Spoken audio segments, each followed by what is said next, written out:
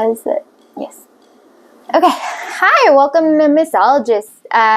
This is our St. Patrick's Day special.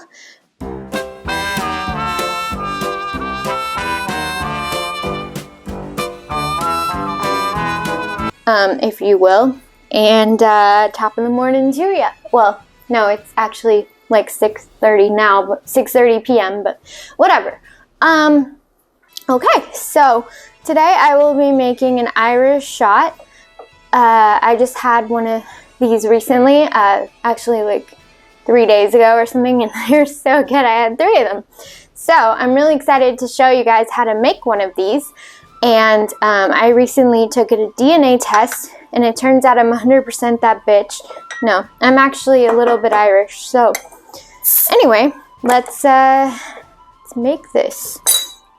So the first, looks like I didn't open that all the way. The first requirement is Guinness beer. I have Guinness Stout right here. You can get it in a bottle or can, doesn't really matter.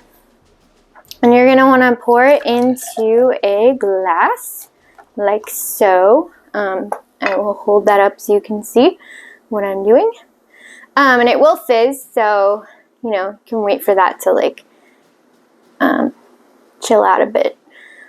So, you know, you don't have to pour all of it in if it's fizzing up too much, but I'm going to give it a second and see if I pour in some more.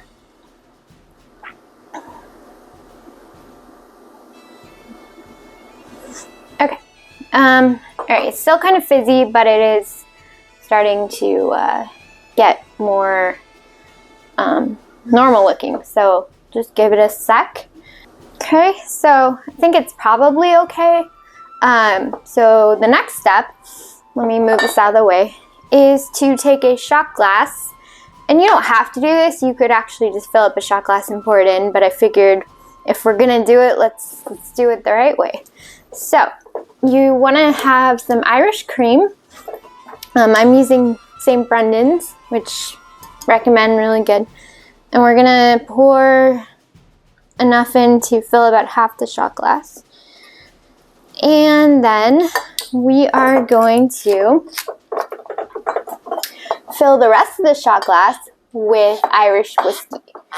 So, and I am using Red Breast single pot still Irish whiskey, aged 12 years. And I'm going to pour that in the shot glass as well.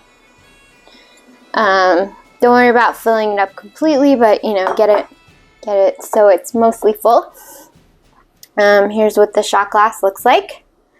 And now I'm going to drop the shot glass in here, okay? On the count of 3. 1, 2, 3. Oh boy. And now what's gonna happen is, as you can see, it's starting to get all like milky and foamy. And then I'm gonna have to chug this because otherwise it curdles.